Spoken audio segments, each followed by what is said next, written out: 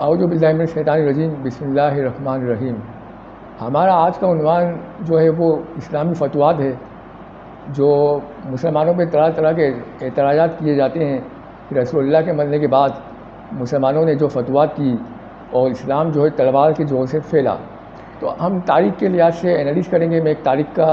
ادنا سا طالب علم ہوں، اور میں تاریخ کے لحاظ سے یہ انالائز کروں گا کہ آیا وہ اعتراضات صحیح ہیں یا ان میں کتنی حد تک درستگی پائی جاتی ہے اور کتنی حد تک صحیح نہیں ہے۔ تو سب سے پہلے ہم یہ دیکھتے ہیں، الفاروق کتاب سدی نعمانی کی ہے، اس میں ہم یہ رسول اللہ کا قول دیکھتے ہیں کہ رسول اللہ نے جو صفحہ نمبر 58 پر ہے، جو حذیفہ اکیڈمی نے چھاپی ہے، جس سے میں پڑھ رہا ہوں اس وقت، کہ جب 6 ہجری میں جب رسول اللہ نے تمام بادشاہوں کو دعوت اسلام کے خطوط لکھے، تو باوجود اس کے کہ ان خطوط میں جنگ و جدال کا اشارہ تک نہیں تھا، اور یعنی اس بات کو واضح کیا ہے تاریخ لکھنے والوں نے کہ رسول نے جو خطوط لکھے تھے بادشاہوں کو، اس میں جنگ کا کہیں نام و نشان نہیں تھا، یعنی لڑائی نہیں تھی، پیار، محبت، اخوت، بھائی چارگی کا درس تھا۔ پھر ہم دیکھتے ہیں کہ رسول اللہ نے اسامہ ابن زید کو روم کا اور شام کا سردار بنا کر بھیجا لشکر کا، اور ان تمام لشکروں کے اندر دوسرے صاحب اور اصحاب کو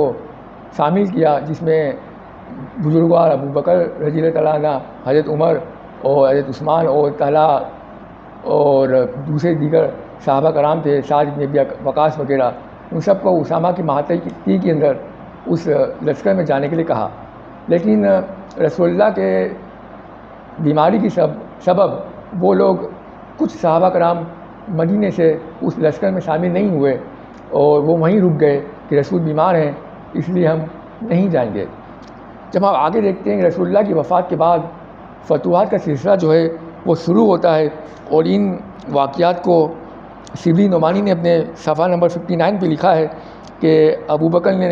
نے شام پر لشکر کشی کی، فوج سے مخاطب ہو کر فرمایا کہ تم میں جو شخص مارا جائے گا وہ شہید ہوگا، اور جو زندہ بچ جائے گا وہ مدہ دین ہوگا، یعنی اس کو حفاظت کرنے ہوگا، دین کی حفاظت کرے گا دشمنوں سے۔ تو ابو بکر نے جو کام شروع کیا، اس صفحے پہ لکھا ہوا 59 پہ، اور اس کام کو حضرت عمر رضی اللہ تعالیٰ عنہ نے جس کی تکمیل کی، تو ہم تاریخ کے لحاظ سے دیکھیں گے کہ آیا یہ کام صحیح ہوا یا یہ کریڈٹ میں آتا ہے یا ڈی کریڈٹ میں آتا ہے۔ سب سے پہلے ہم یہی دیکھیں گے اسامہ کو رسول اللہ نے سردار بنا کے بھیجا، تو اسامہ کو رسول نے بنا کے بھیجا سردار کہ فلاں مقام پہ جاؤ، روم میں جاؤ، شام میں جاؤ، وہاں جا کے لشکر کشی کرو۔ تو رسول اللہ کے مرنے کے بعد ابو بکر نے جو ہے اسامہ کو بھیجا، تو آیا ابو بکر کو رسول اللہ نے کہا تھا کہ میرے مرنے کے بعد تم اسامہ کو بھیجنا،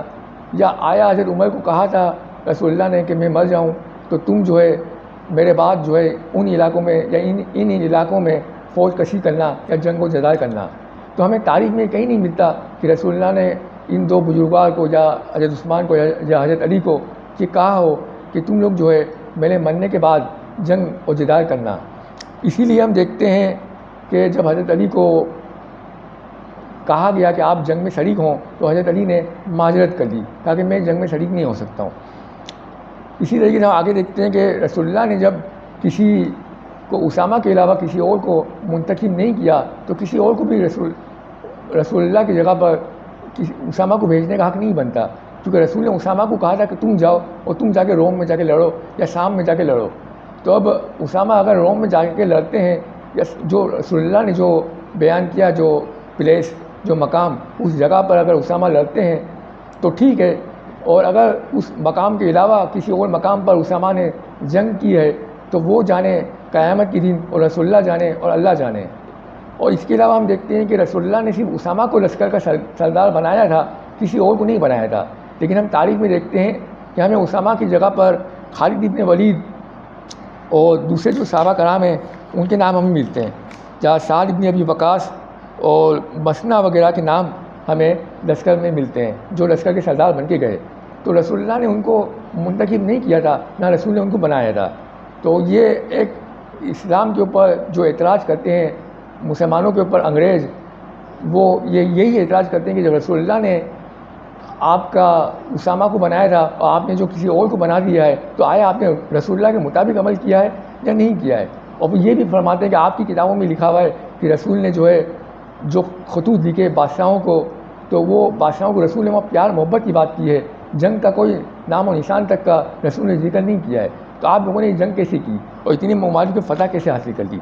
تو کیا یہ رسول کے مطابق کیا یا رسول کے مطابق نہیں کیا؟ تو ہم جب دیکھتے ہیں تاریخ کو اینالائز کرتے ہیں تو ہم یہ دیکھتے ہیں کہ ابو بکر رضی اللہ تعالیٰ عنہ، حضرت عمر اور حضرت عثمان رضی اللہ تعالیٰ عنہ کے دور میں جو فتویٰ ہوئی ہیں وہ تقریباً 2,25,000 اور 300 میل کے اوپر جاتی ہے. اور ہم اس کا فضل محاسبہ کریں تو ہمیں مکہ سے شمال کی طرف 1036 مائلز نظر آتے ہیں، اور مکہ سے جنوب کی طرف ہم دیکھیں تو 483 مائلز نظر آتے ہیں، اور مکہ سے ہم مشرق کی طرف جا کے دیکھیں تو ہمیں 1087 مائلز نظر آتے ہیں. اور اس لیے کہ مغرب کی طرف ہم جا کے دیکھتے ہیں تو ہمیں شام، مصر، عراق، آرمانیہ، آذربائیجان، فارس، روم، خراسان، کرمان،